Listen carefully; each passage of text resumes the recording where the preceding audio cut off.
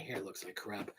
This is Let Us Interrupt You, episode 127, here on Tuesday, April 5th, I believe. It's April, oh no, April 4th. It's April 4th, 2023. Before I continue this, let me just grab myself a hat here.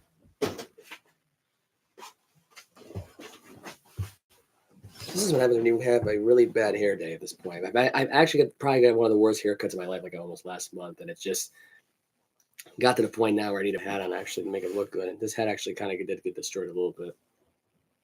But been a long week. I was not on the show on Saturday due to the fact that I was out all day most of the time. I had no time to even record. And it actually got to the point where I actually was out late the night before. Will admit, got a little stoned, not going to lie. And I actually slept in for about 10 hours. So it was right. Well, actually, it might have been longer. It might have been shorter than that. It was probably like 9 or 10 hours. And by that point, I was out all day. By the time I got home, the Final Four was on. So there was no chance of me. And night one of WrestleMania was on. So it was too much going on at that point to do a show. That's why I actually put in the things that I was going to talk about on the show. I gave you my predictions of WrestleMania nights 1 and 2, and most of them were correct. Most of them were wrong. I will say this: Reigns is still Universal Champion, undisputed champion. The Usos lost their tag team championships, which was one of the better tag team main events of all time. Go back and watch the show. I'm not going to be able to have time to even review that today. As much as I want to review that today, I'm just not going to have enough time to review nights 1 and 2 of WrestleMania. Night 1 kicked ass, though. The worst match in the entire show was Austin Theory versus John Cena. That match was pretty bad. It was basically Theory squashing Cena, and the way it ended was a low blow that didn't even touch the dick. Okay, that goes to show you right there that and John Cena looks terrible. I'm just going to put it out there for you now. With that hairdo, he looks terrible. He's not in the best shape. He's actually a lot slower, I think, personally. I watched the match back, and I said to myself, he's a lot slower. He's not taking a lot of risk. He's not taking a lot of bumps. And that finisher, I got to be honest with you right now, I don't think I even connected. This was basically one of the easiest Austin Theory wins in his entire WWE career, by far. I mean, this wasn't even close. Rhea Ripley is a new SmackDown Women's Champion. Here's my take on her at this point and why I think she's one of the top pillars now in the company, why she took over for Charlotte at this point, because she can run the damn company at this point if she really wants to. She's that good of a wrestler. This was probably by far the best match in the entire WrestleMania, I think, hands down. I mean, many people are going to debate it's probably the IC title on night 2 between McIntyre, Gunther, and Sheamus, which, by the way, Gunther retained. That match was incredible. That was a great Intercontinental title match and probably the best IC title matches in over 30 years. But back to Rhea Ripley and Charlotte for a second. That match, hands down, was incredible to watch. That was an awesome match. The way it started, the way it ended. That should have closed out the show, even though the whole Bloodline, Sami Zayn, Kevin Owens storyline was important. Just the magnitude of that match to go back to back with this one, and both those matches delivered, and both those were a double main event as far as I'm concerned. I mean, even though it wasn't the real last match, I mean, for Rhea and Charlotte, that was the real main event. And Rhea, I think, could be the next face of the company. I'm sorry. I look at the rest of the WWE superstars from the men's side. I don't see Rollins taking it over. I don't see Cody Rhodes taking it over. I don't even see Brock. And Brock has been a face of the company before. He didn't have a long run with it. So, I mean, Randy Orton was a face for 6 months? I mean, Rhea Ripley, as far as I'm concerned, and everyone wants to say it's Charlotte. I look at it at their Saturday night and I say to myself, Rhea Ripley just proved how dominant she is, how much of a force she can be. She had the best match in the entire pay-per-view, hands down. The Bianca Belair Asuka match was excellent too, but it was nowhere the caliber of Rhea Ripley and Charlotte. That was an great match, up and down from start to finish, with back and forth. I thought it would be a squash match in Rhea's favor here just because of how it was built. Just the entrance and everything was incredible. It really was. Brock Lesnar almost surprisingly exceeded expectations, it exceeded my expectations on a whole other level. It was a lot better than what it needed to be. Brock got the win, of course. Team Ronda Rousey and Shayna Baszler won, although Shayna Baszler got injured during the match with, I guess Shotzi may have injured her ankle, maybe. I don't know how the hell it happened, but it was a weird bump on her part because she came out with one boot on, so that may not be good for Shayna Baszler in storyline. Just everything else about this card: Edge beating Finn Balor, that surprised me. Rey Mysterio beating Dominic Mysterio, that also surprised me. Night one, that was really just threw a curveball at me. Pat McAfee returning and beating The Miz, that was kind of surprising. Thanks to George Kittle, who came in and assist and just basically clotheslined The Miz, brought him back in the ring, and Pat McAfee hit the punt. Shane McMahon was supposed to face The Miz, I guess. That was the plan going into it. They had a big return for Shane McMahon for night two. He injured his ankle. Snoop Dogg basically called his own audible, knocked over The Miz, hit the worst people's elbow of all time, and there you go. I'm not going to do a whole long review on this, like I said before. I'm just going to give you short bits of it, really, of what I could possibly remember about this show, other than just that. Street Profits won the tag team showcase from night one. That was a great match, I think. And Rollins and Logan Paul, that's what started the start of the stretch of great matches. It was that particular match right there. Logan Paul basically pulling a Shawn Michaels, using the zipline entrance. You got the orchestra. There was a lot of orchestras, I would say, for entrances for this year's WrestleMania. I thought that was kind of interesting, actually, for Rollins. Rollins got involved. KSI was in the Prime costume.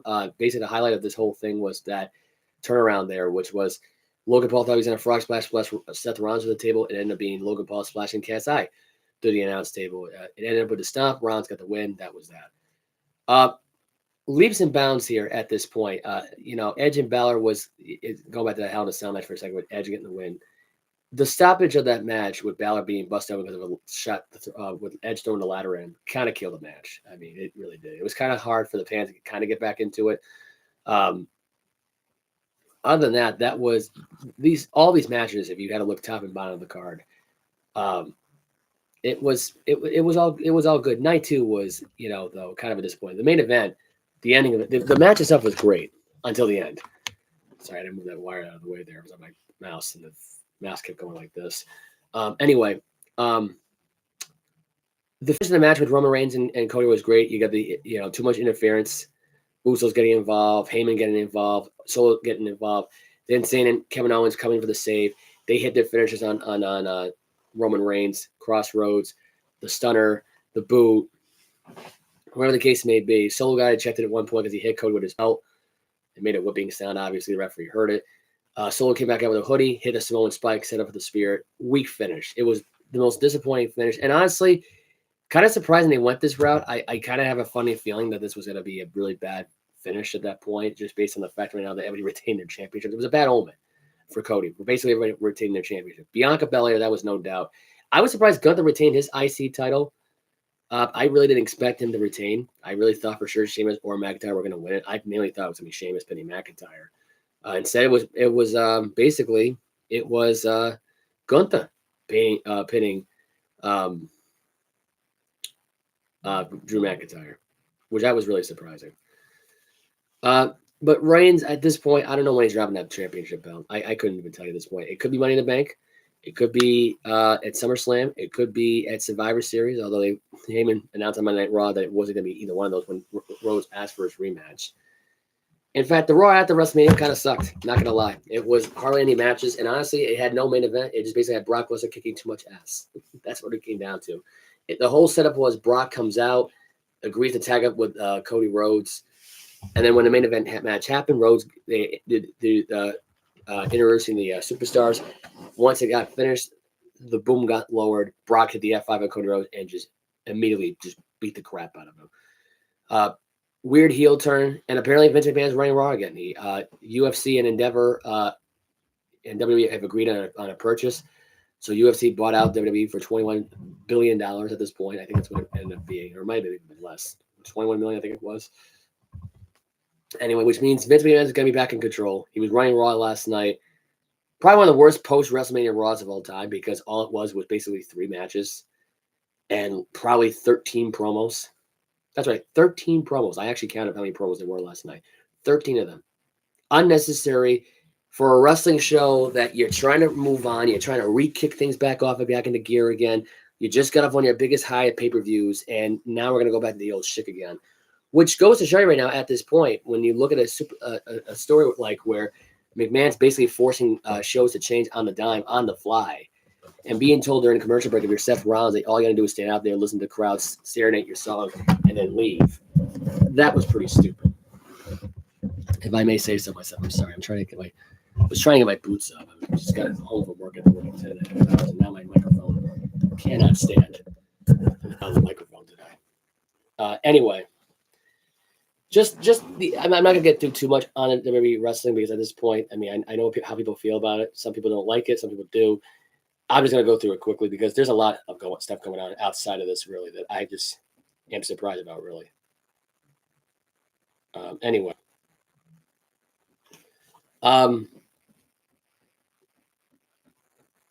Just trying to figure out who that lightning sound was. It's from somebody who's working on the house over there. There, yep. I have people working on the house that's across the street from my house. So that's if you're hearing a little this in the background, it's basically them hammering outside the house. Can't do anything about it.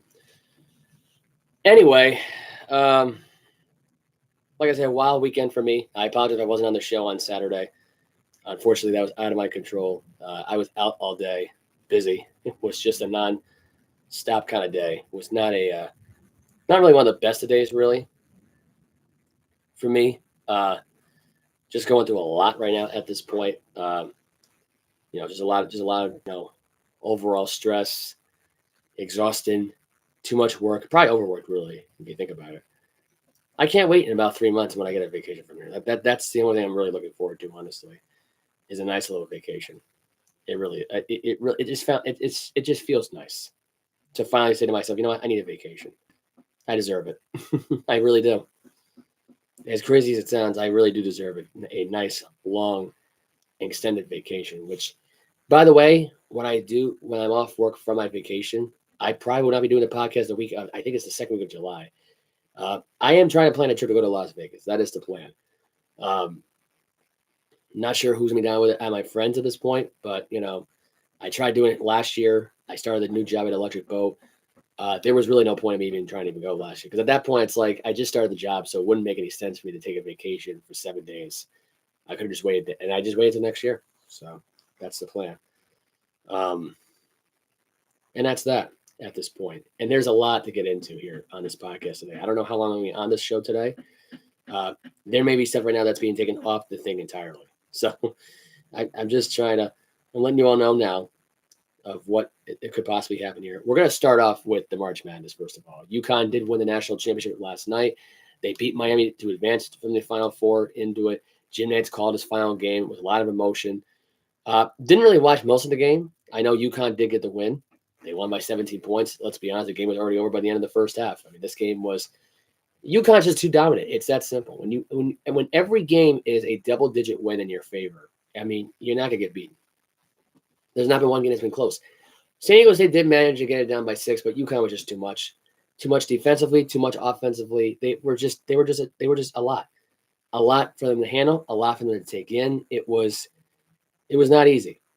It's not easy. Looking into that development with that team and how much Dan Hurley has made a difference on this team since he started coaching at UConn just basically 6 years ago. Their defense has gotten a lot better. They're now feared in the Big East, and I wouldn't be surprised if this team was up for really. They did get the win last night. I'm actually getting the here's a little close up right now of what the phone looks like. It's basically that low right there telling me that UConn get the win last night. Well deserved in my opinion. They actually deserved to get that win last night. Great game though overall. San Diego State advanced with a Lamont Butler buzzer beater for 2, which got them the win. A nice moment there. Fan base was going insane for San Diego State. Kind of sad for Florida Atlantic for not advancing, though, because I would want one hell of a story at night going into the whole thing. Going into the game, the 5th seed was never the winner of the national championship game, and that run continues. This game was just already over at that point. I mean, UConn did not give his team a chance. Tristan did lead the game with 19 points. All the way around, it was a dominant game. Sanogo had 17 points and 10 rebounds. He was 5 for 9 shooting. He was mostly at the free throw line, really. That's how he got most of these shots in anyway. I mean, he was a machine there. Andre Jackson Jr. only had 3 points in the game. In 34 minutes, he played better defense in this game with Sinago on the floor as well. Hawkins had 16 points. He went 2 for 4 from 3. Not really much of a 3-point shooting process in this game. 6 for 17, not too bad. San Jose was 6 for 23 in this game, not so good. This was just basically a one-sided game from the tip. It was never going to be, and UConn led for most of the game, if not all of it. So, I mean, congrats, they won. I figured they were going to win the national championship as soon as Kansas got eliminated. I had a funny feeling as soon as Alabama was going to get eliminated, and Houston. If those three were going to get eliminated, UConn would have been a close second because I'm telling you, I think UConn is just that much of a force. It got so much easier once those 3 number 1 seeds got eliminated. And the fact that you had to face Gonzaga, who they have not faced a big-time school yet, who's had a lot of history, who's got a lot of pennants, who's got a lot of championship banners under their country, under their state that they live in, and what they represent. I mean, it means a lot. It really does. And UConn getting the win, they deserved it, in my opinion. They were the much better team. They were a well-coached, well-balanced machine. Most of these guys are going to be leaving to go to different schools, obviously. That's the case now going forward. But, I mean, look, it's not that surprising that they won this game. We kind of figured this was going to happen. You know, San Diego State, look, it was a nice run for them, nice story. They got as far as to the Final Four. This is the best run they've ever had as really a team, ever. So, they deserve the praise right now at this point. And we'll see what happens from there going forward. Out of the women's side, LSU did beat Iowa. They won by 17. A lot of people weren't even talking about the game itself. It was what happened after the game because LSU killed them by 17 points. I just got a microphone. Although the laptop's got microphones as well, but might as well just talk like this because this is going to be the only way I get any attention here going forward with the show. Angel Reese, I guess Caitlin Clark were having a little bit of beef going on. She at this point is a Cardi B, like 2.0, based on her attitude, based on her like swag that she's got going on. She's got like a Cardi B, Nicki Minaj type of attitude, and I think honestly,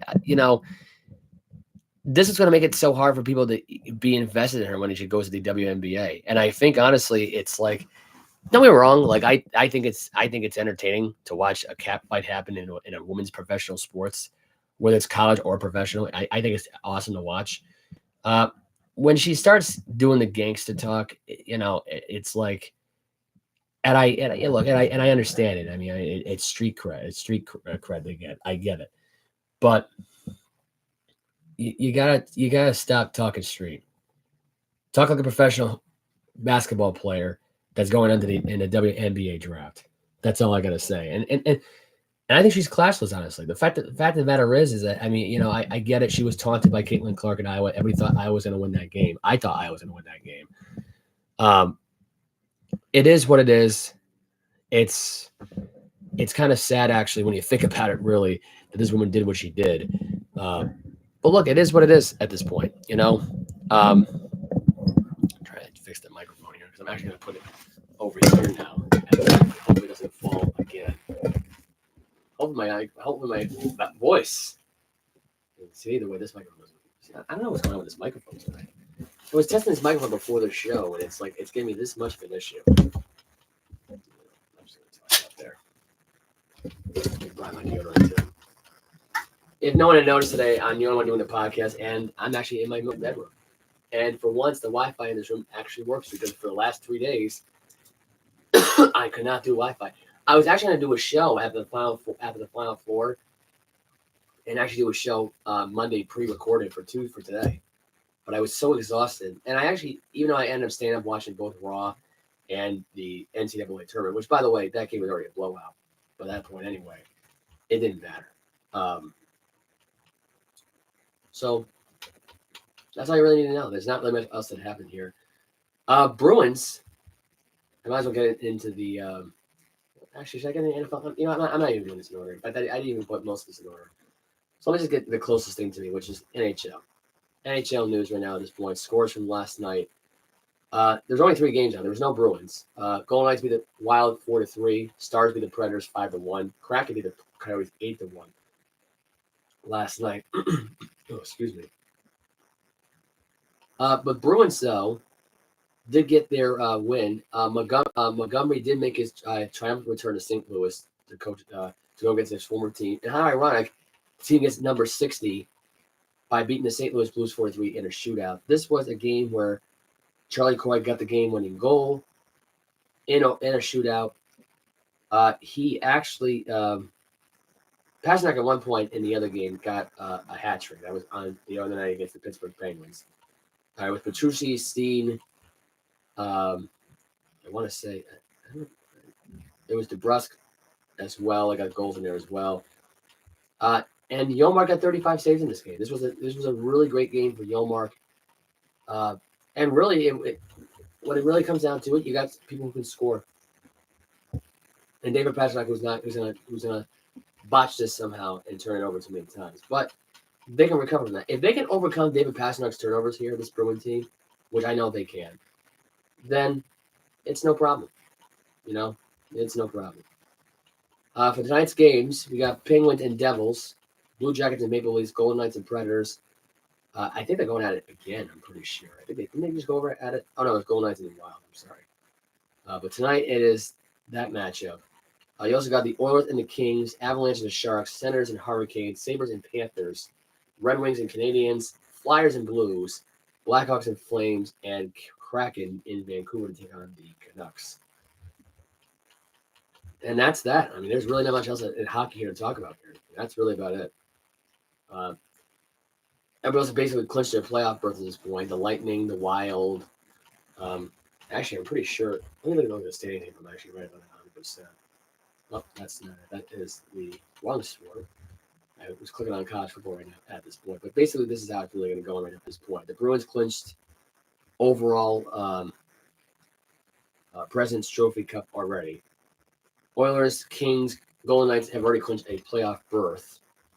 Stars and Wild clinched a playoff berth at this point. The Blues, the Coyotes, and Blackhawks were eliminated. The Flyers and Blue Jackets, of course, they suck. They were eliminated. Hurricanes, Devils, and Rangers have clinched a playoff berth at this point. The Lightning have clinched a playoff berth. Toronto has clinched a playoff berth. And the Bruins, let's be honest, are the number one team right now in hockey right now. They basically clinched the President's Trophy. So we got that out of the way. There's some more news that we got to get into today. A lot of news that has happened here in the last 24 hours at this point. There's been a lot of reports at this point about the changes for the for Fox at this point after Derek Jeter got hired to be part of the broadcasting team. Frank Thomas got removed from the analyst desk, so it seems like now he's out of Fox at this point after Derek Jeter gets hired. I don't know if he's going to be doing the pregame at this point from the press box here when he does call these games. Let me just put this in perspective for a second. Why did he let Frank Thomas go? I have a funny feeling he wanted out of Fox. I think he was done with Fox. I think he was done mostly with Alex Rodriguez. I think he was mostly done with Dave Ortiz. He never had a natural fit there. I will say this, though. I think TBS is the right place. I was thinking ESPN, but then I thought to myself, Pedro Martinez, Ernie Johnson, John Smoltz. I think Smoltz is with Fox, right? I think he is. Just the amount of people that they have over there. And, TBS would be such a perfect fit for Frank Thomas. And I think, honestly, he adds more personality to TBS at this point. Pedro Martinez, he's had some personality, but not too much. I don't think he really expresses it enough, really. But I think Frank Thomas makes a key difference here. I think this is a huge loss for him as far as an analyst goes at this point for Fox and what Fox really needed at this point. And it kind of hurt the Fox baseball weekend. It really did. Speaking of baseball, we're going to stay on the topic with baseball at this point. Get into some current scores that happened as of yesterday. Reds beat the Cubs 7-6. Pirates beat the Red Sox in Fenway 7-6. Giants crushed the White Sox 12-3. Brewers beat the Mets 10-0. Twins beat the Marlins 11-1. Yankees make the Phillies go 0-4 in an 8-1 win. Rays undefeated at a 6-2 win. Royals beat the Blue Jays 9-5. Braves beat the Cardinals 8-4. Orioles beat the Rangers 2-0. They are now longer undefeated. The Rangers, by the way, swept the Phillies during the opening week. Angels beat the Mariners 7-3. They now are 3-1, I believe. Yes, they are. Otani, who's already gotten like 2 or 3 home runs on the season already at this point, ripped one for about 400 plus yards beat yesterday. Guardians beat the Athletics in 10 innings in Oakland, 12-11. Padres beat the Diamondbacks 5-4. Dodgers beat the Rockies 13-4 as of last night. This is an interesting Dodger team this year. It really is so far. They're 3-2. They took on the Rockies last night. The Rockies were just getting crushed. I don't know how they're 2-3. I really don't know. Anyway, Red Sox are on later on tonight. They're 2-2. I don't know. There's not much really to talk about with this Red Sox team. You got Pavetta versus Contreras tonight. So far, I haven't really seen a lot of good things about the Red Sox at this point, other than the fact right now that they are just getting lucky in these one-run games. They really are at this point. So far, believe it or not, and if I had to look at this right now, I'd say the Red Sox right now, if I had to go by the stat sheet here, and so far I am. I'm trying to see what's wrong with this. Anyway, they are 1-2 and one-run games so far this season. They actually, and this goes to show right now how much their bullpen really sucks. I'm just gonna put it out there. They kind of were outscored in the series, even though they won the series. They kind of were outscored. I mean, they did score 9 runs 3 straight times in that series, made 27 runs in. But 18, or actually, I guess they won it. I guess they played 27-23. They lost the Pirates last night. I mean, I don't know what else to say about this Red Sox team last night, other than just looking at the team and going and shaking my head and going like, this really was not a good game last night. It wasn't. Cutter Crawford was terrible. And you're losing to the Pittsburgh Pirates at home, that team that you should not be losing to. That is a crappy franchise that really can't get out of their own way. They really can't. So that really did surprise me. I really did not expect that to happen. I really didn't. This week coming up right now, they are playing after the Pirates. They play the Detroit Tigers in a 3-game series, which I believe is will be an interesting series because it's the Tigers at this point. They are terrible. They are 1-3, and I have no faith in that Tigers roster. I really don't. They don't make any changes. Miguel Cabrera refuses to retire, so this may be an easy win of a series for the Red Sox at this point. And I will get into that Friday night game on which I believe the game starts on the 8th. So it's actually, or it starts on the 6th, right? Wow. So it's the 6th. They have a day off on the 7th. They play on the 8th and the 9th.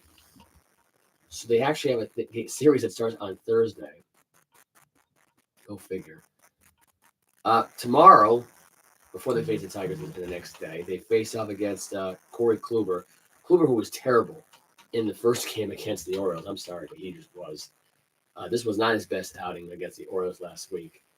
Meant to cover that this past week, but I couldn't get a chance to. Had no time.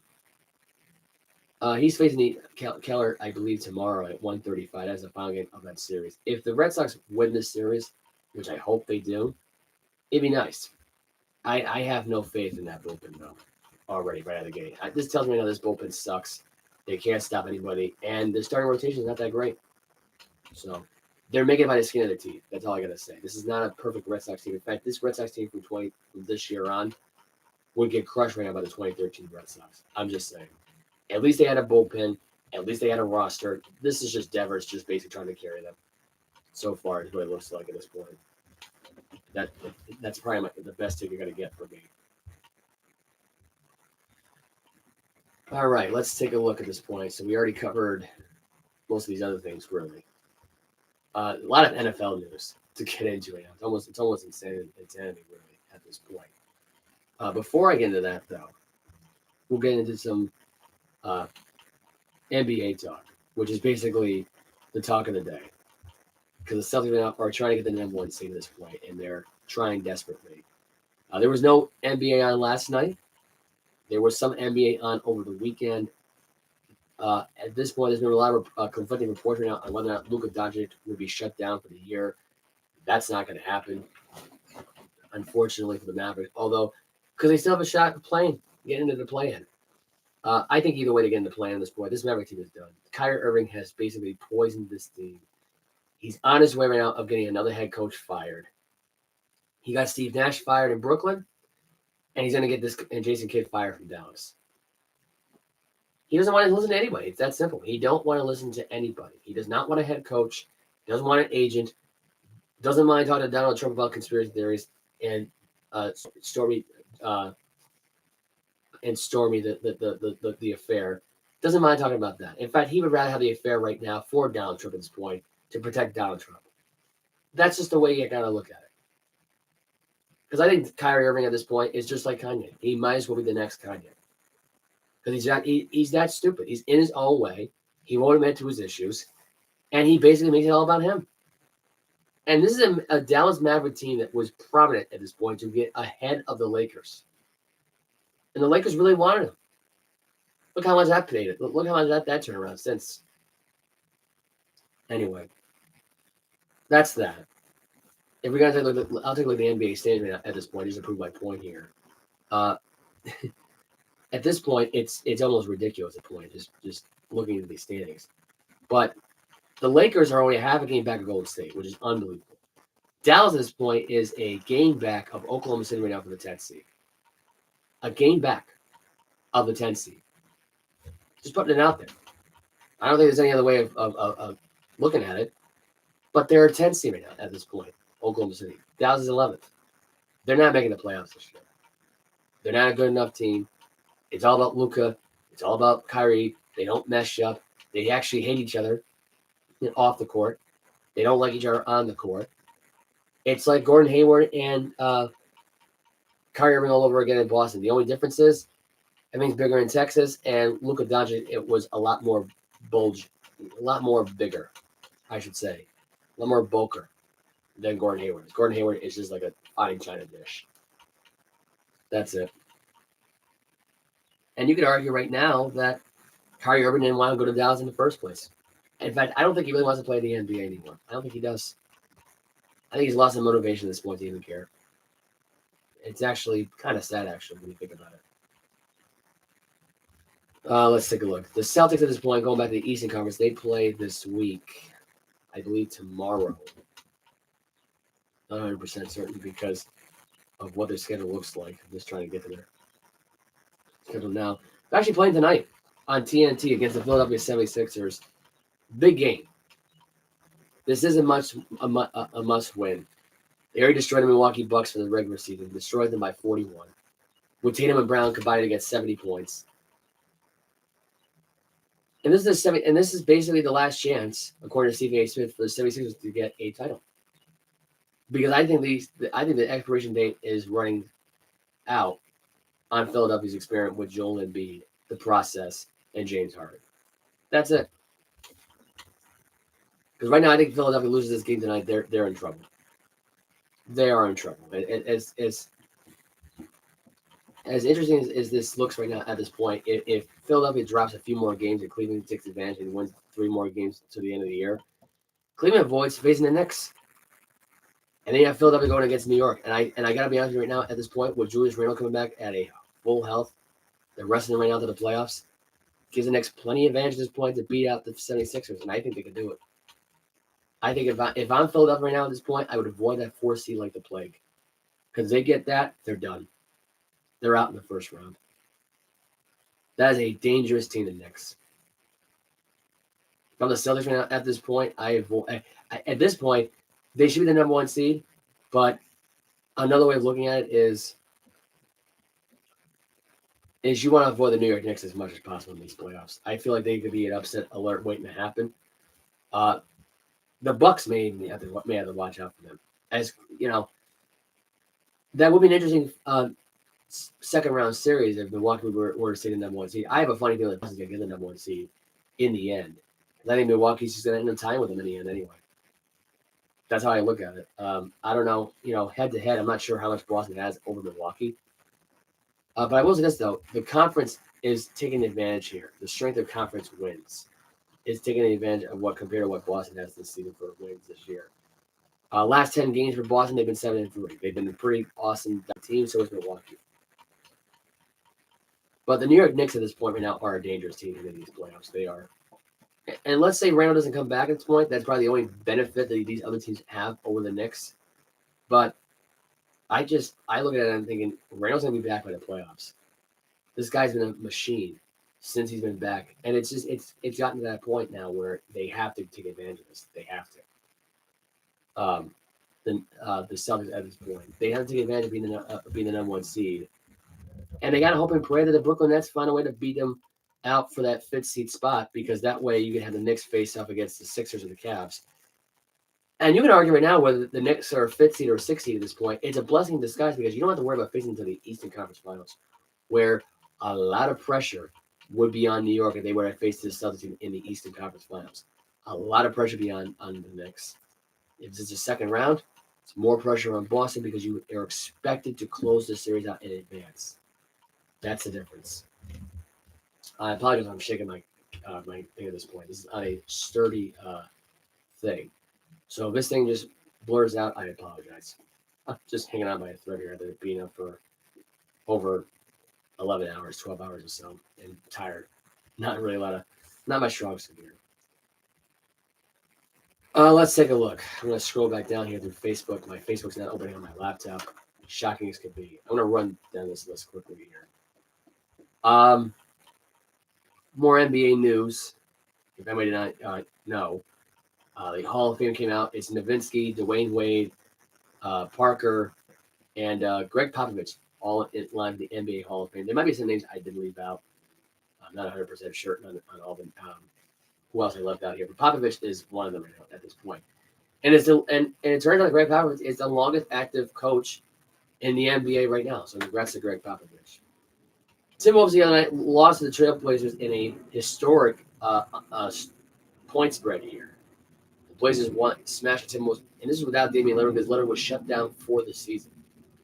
They were 19.5-point underdogs, and the Timberwolves lost it.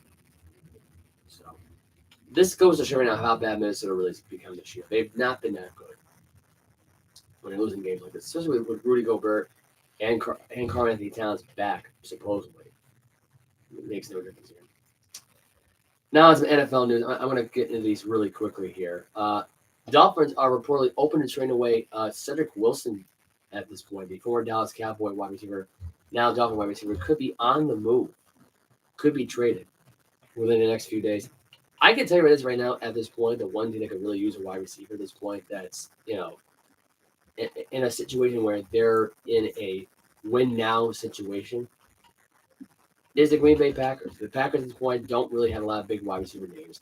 Cedric Wilson is still a relevant name. He's still a really young guy who's in his prime. And I think the Dolphins could benefit from getting him in a trade. It makes a lot of sense here. It's not a big-time name, but it's a name to where it's like, okay, I can, he's still young enough to teach these rookies or these second-year guys to develop. Cedric Wilson at this point will lead the charge. That's how I look at it. They will lead the charge going forward with Matt DeBro. My goodness. Every time I close this out, this refreshes the page. This is what drives me insane. Vikings are likely to move on from Dalvin Cook. Dalvin Cook is also up for a trade. Dalvin Cook at this point, like I said before, you have him go to Miami. He's a difference maker with the Miami Dolphins. He helps that team out. Derrick Henry goes to Buffalo. I said it before, I'll say it again. They'll clash every Sunday, and I'll watch it every weekend. If I got to watch for the next 10 years, I'm happy with that. And I'm not even, I didn't even grow up a Buffalo Bill, nor did I grow up a Dolphin fan. But no one realistically, neither one of these guys will come to New England, which a lot of people are hoping for that to happen, and it's not realistic because I know the Patriot system. They don't want to spend any money. They just want to keep saving it for themselves. Does it hurt them? Yes, because they don't have Tom Brady. They have Mac Jones, who might be on his way out the door. It's realistic. I'll get more to that in just a second. Arch Manning, looking like he is the most paid football player right now, and he hasn't taken a single snap for the Texas Longhorns. The freshman is making more money without the fact right now he has not played one game, and the fact he's making more than NFL rookies. Just read that up little article snippet today. I'm not surprised because of where he comes from. He's collecting inheritance from the Manning family. This guy is a Manning, born and bred. This guy is Peyton Manning in the future at this point with more hair. That's the difference. He's got the flow. He's got the attitude. He's got the arm strength. He's good. The kid is good. He is the real deal. He's more of the real deal right now than LeBron James and his son. That's it. LeBron James' son stinks. Archie Manning is better than LeBron James' son in these kind of things. It's in his genes. Bronny James, you know what Bronny James really is? Bronny James is a guy who's inheriting his father's looks. That's it. Not his game, his looks. That's it. There's no other way of looking at it. Sean Payton at this point was on in a Denver press conference the other day saying the most shocking thing, which was Jarrett Stidham might be competing for the starting job right now for Russell Wilson.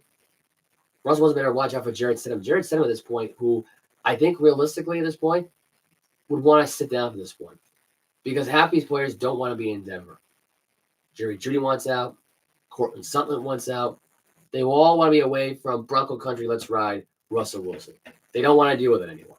The guy doesn't. The guy had his knees scoped out. He waited to this past offseason to do it. He had plenty of off seasons to do it, and he didn't do it.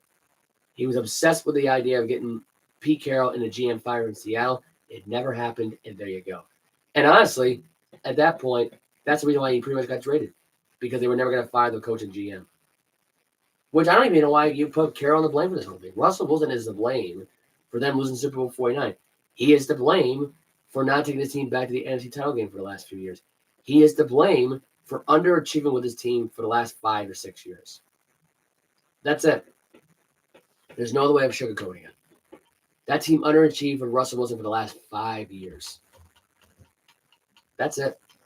There's no other way of looking at it. Let's take a look. Let's see. The Titans are exploring the idea of picking up the Cardinals' number 3 overall pick for a quarterback. Here's my prediction at this point.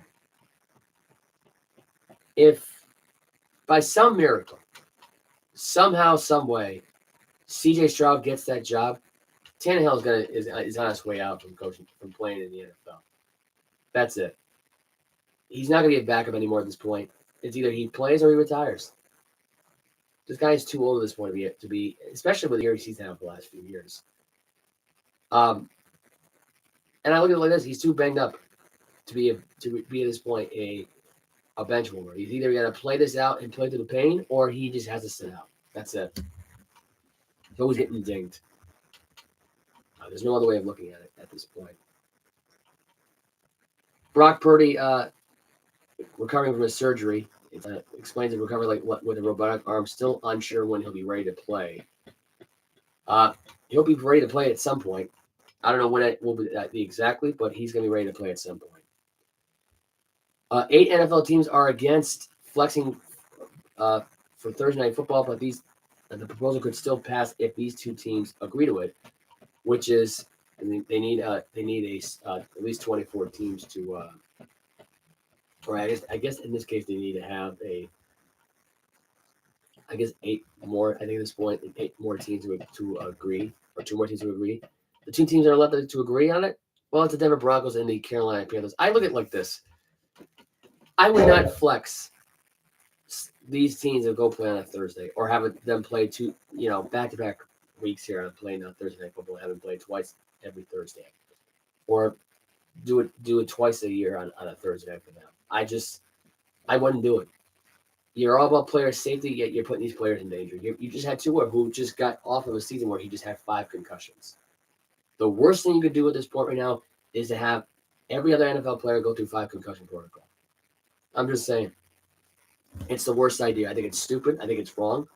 I think for really looking back on it in 2010, where everyone was pissed off at the Pittsburgh Steelers for basically taking out every player and injuring them, concussion them, you name it at this point, and being the most penalized team, being the most evilest, devilish team there is.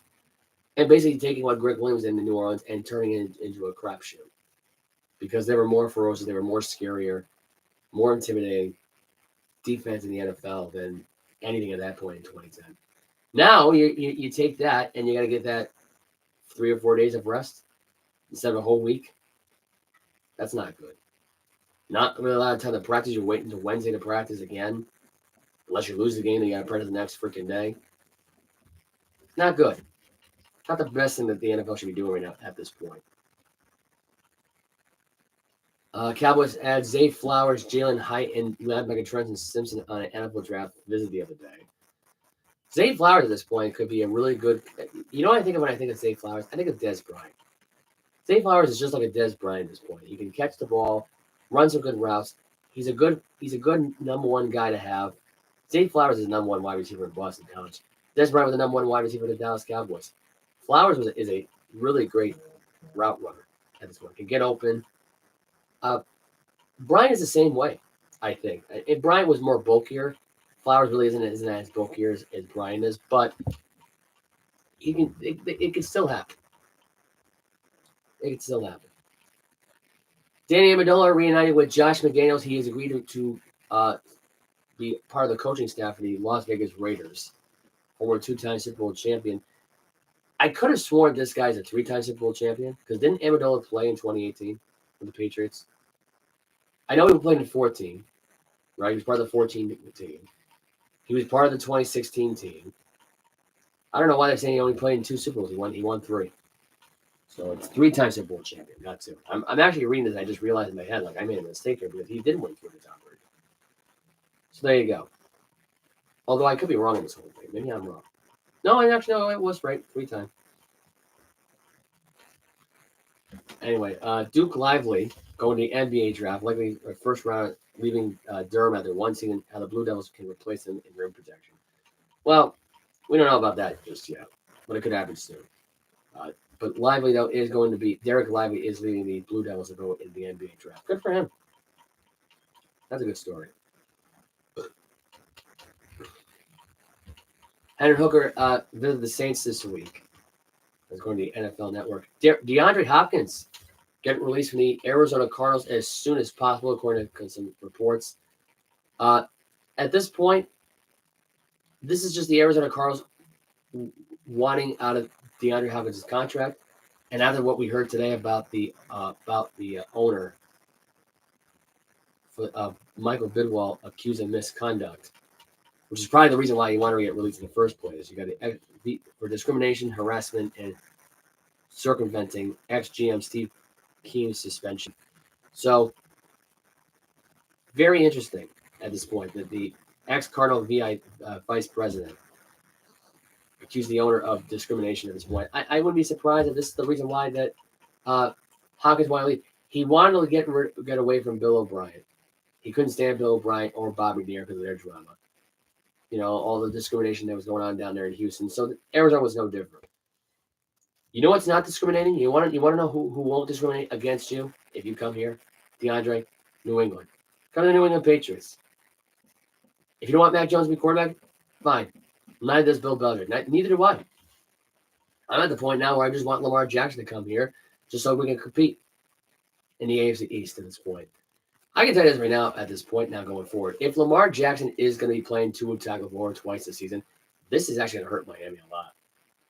Because all the pressure will be on that Miami defense more than will be more on the offense. As crazy as it sounds, that's the truth. That is the truth. By the way, another NBA note tonight right now, just before I go right now. Lakers Clippers are playing later on tonight as well. Brett Favre's attorney asked for dismissal of welfare fraud lawsuit after citing lack of evidence in agency culpability in losses. Look, the reality of it is, I don't know what evidence they're looking at right now at this point because it's not the same evidence that we've been looking at. The guy's a scam artist. That's all there is to it. This guy's been dealing with a lot of scams, a lot of issues with his personal life as well. You know, basically being a perverted man and taking pictures of his dick when he's with the Jets. How he didn't get, fined for that or suspended for that, I'll never know. But he found a way to get away with it. This he can't get away from. So this fraud lawsuit is not getting dropped. This is going to still stay in court. You got Shannon Sharp at this point. You try to sue. Pat McAfee, you try to sue. And I think Brett Favre at this point just wants to get away with it. And he doesn't like the attention he was getting from it. So he's going to go after the media, in his mind because he feels justified. That's kind of pathetic.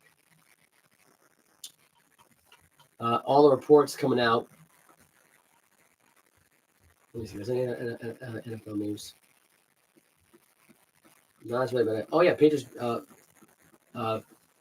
There was a conflicting report on Newsbreak the other day about the Patriots. Speaking of Bill Belichick, before I get into more in a Bill Belichick Mac Jones story, I want to get into Dan Snyder selling at this point. So Bill Belichick at this point may be his last season in New England coaching, but it's not his last season in the NFL. Bill Belichick right now at this point being approached by the idea of coaching the Washington Commanders next season.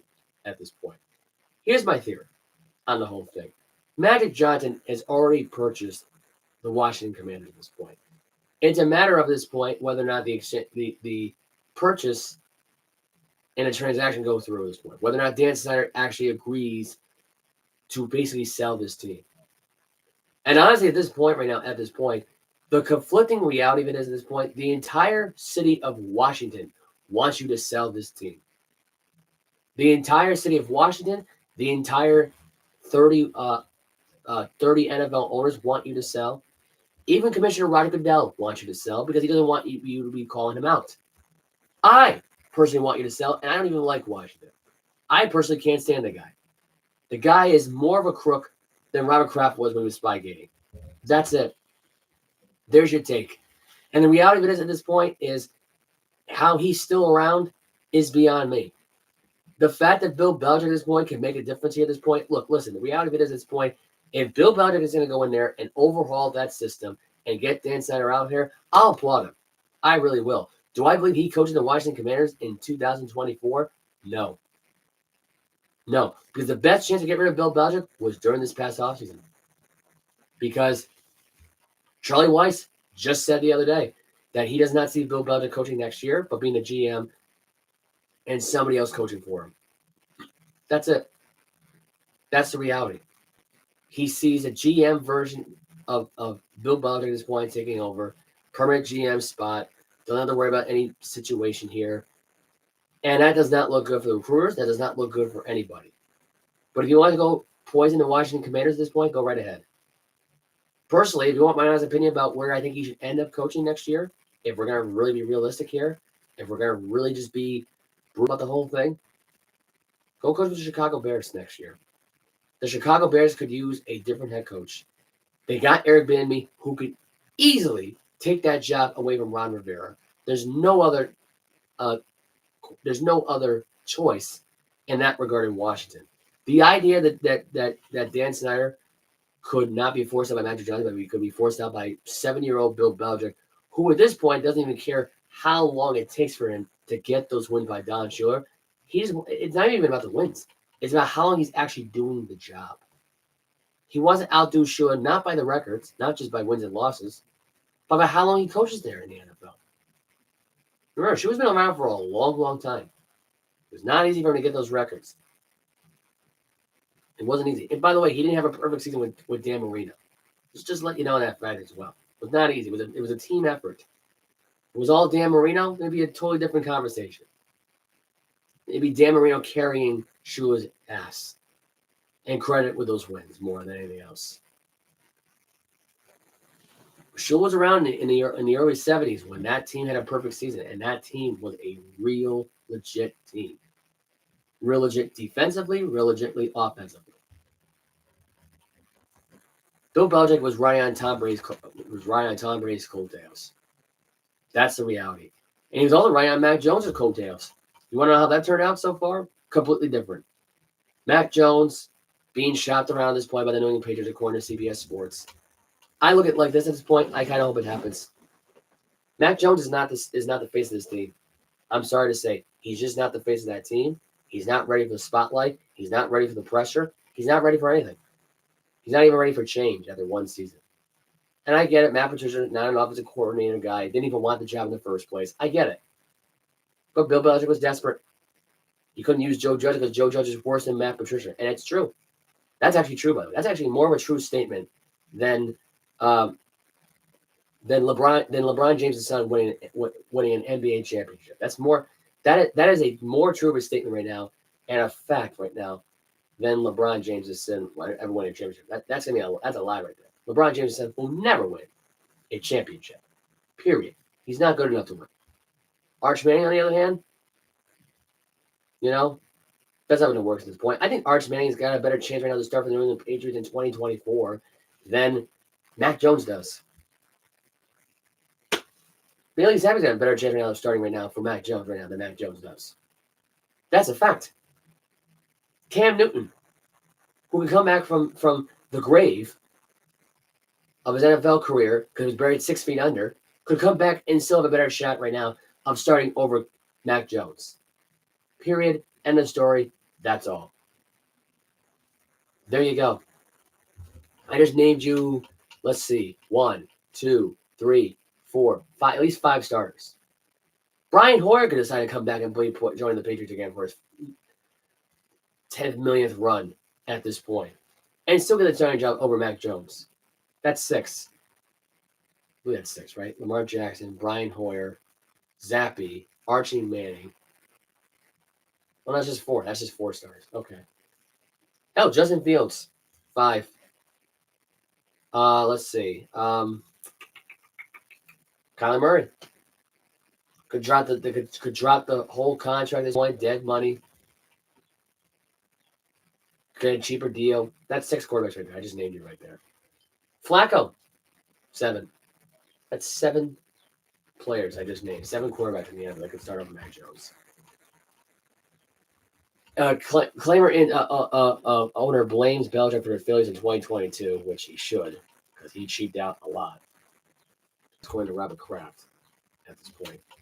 Former Raven wide receiver Troy Smith called Lamar Jackson the biggest athlete to ever play in Baltimore. What a really dumb take. How about Ray Lewis? I don't know, Jamal Lewis, Shannon Sharp, Terrell Suggs, Bart Scott. Those are bigger athletes, I think. Lamar Jackson is nothing more than a guy who wanted out from day one. Wanted to get away from John Harbaugh. That's all that was. That's all that's ever going to be at this point. Tyreek Hill revealed he tried to join the Detroit Lions, according to Newsbreak at this point, but the Dolphins gave him a better offer at this point. I kind of look at it like this. If Tyreek Hill would have joined the Detroit Lions, the Lions would have made the playoffs in 2022. Now, would they have won some games? Probably. I'd say the best they would get to, though, is probably the division round and lose. They would have won a playoff game with that team. That team would have gone to the playoffs, won 1 game, be done after that. And then probably the following year, they get more people around them, around Jared Goff, and that team would have been a lot better. That would have been an interesting story at this point now going forward. That's pretty much it. There's really not much else to talk about here. I did not even go an hour in this show. I mentioned WWE stuff. I mentioned I actually did want to read this quote real quickly. Giannis Antetokounmpo is the best player in the world, but it's not by far. We have multiple guys that are sitting at the same dinner table ordering the same entrees as Giannis, and Jason Tatum is one of them.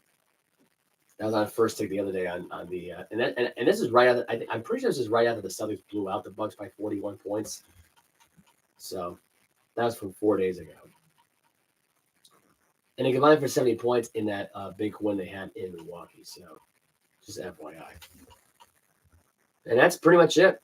There's not much else to talk about here on the program here that's sports related at this point. I will get into more on sports related things. There's not much else to talk about here, if we're going to be really realistic here. But actually, before I get into that possibility, the Chiefs, is going to actually write into this one right now, trip to Germany will likely feature a game against a NFC North team. And the NFC North team that's been named is the Chicago Bears. Originally, it was going to be the New England Patriots. Unfortunately, it's not. We won't know until May 12th. Originally, the schedule was going to come out May 10th. Now it's going to come out May 12th. So, go figure. I honestly think at this point, if Mac Jones does get traded away at this point, I think the game should be still in Germany, New England, and Kansas City. However, if Mac Jones is still the quarterback, I think the Bears are the wrong opponent. If you want to make a game interesting, if you want to make the Chiefs schedule really interesting here, you take this game, you take the Buffalo Bill matchup, you take the Kansas City Chiefs matchup, and you ship those two to Germany for November game. That is one hell of an idea. I like that so much better than Chicago Bears. Why the hell would you send Chicago down there to face the Chiefs? You know they're going to get freaking killed. Same thing goes with the New England Patriots. I wouldn't even send that team either, personally. Whether they have Lamar Jackson or not. I don't think they're ready for international waters. The The other team, however, though, that I just named, the Buffalo Bills, they're ready for it.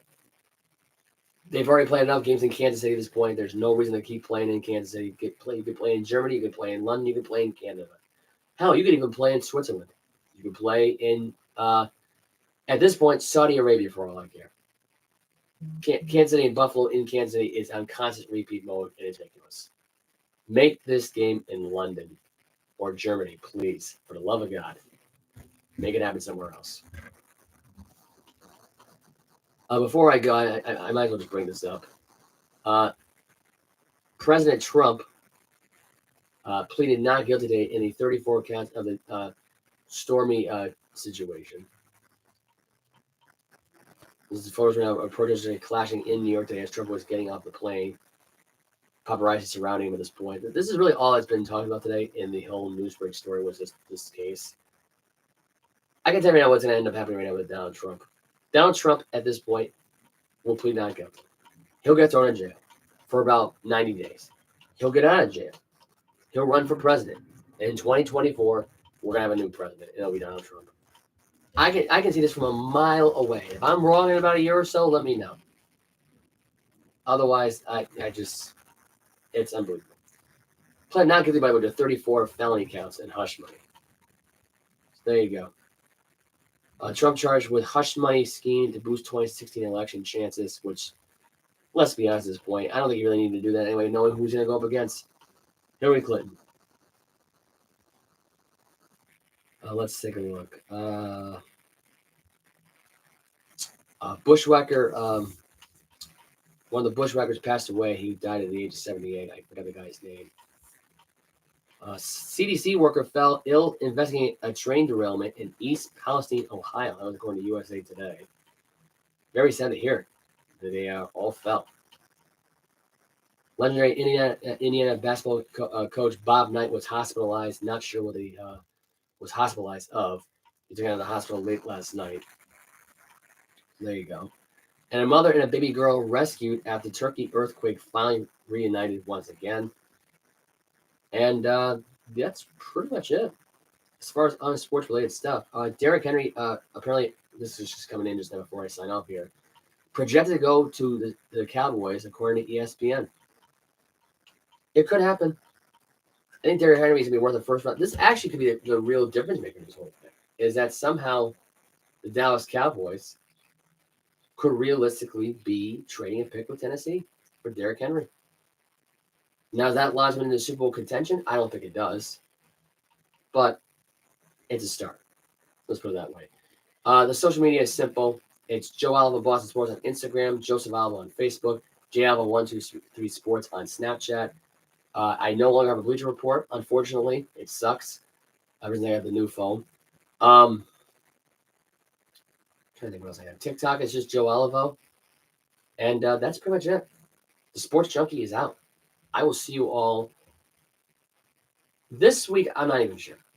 Because if the Red Sox have a really bad night tonight against the Pittsburgh Pirates, I might be back on here tomorrow. Realistically. By the way, I gotta clap this right now to see what the hell I'm doing. Here we go. So they have a bad night tonight. I might go on a rant tomorrow night. I'm going to cover AE. I'm actually going to cover. Is there anything else I need to cover here at this point? I mean, I already covered the UFC Endeavor stuff with Dana White and McMahon partnering up. By the way, that partnership, by the way, Dana White just focuses on MMA. Vince McMahon focuses on WWE. It's that simple.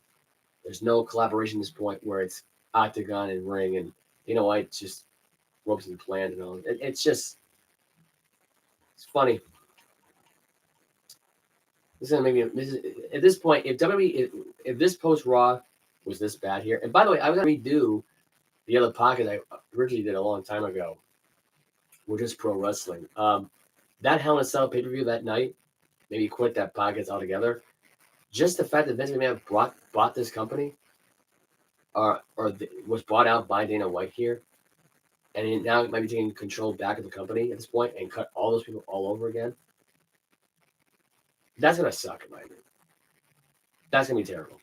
So if that happens, I'm going to quit pro wrestling altogether. If all these superstars get cut again, Dakota Kai, Io Sky, Bronson Reed, Dexter Loomis, Gargano, Ciampa, if they all get cut, if they're all gone, I am going to probably not only stop watching WWE and all in general, I might unfollow them on every social media platform I possibly have on them. You've been warned, guys. You've been warned.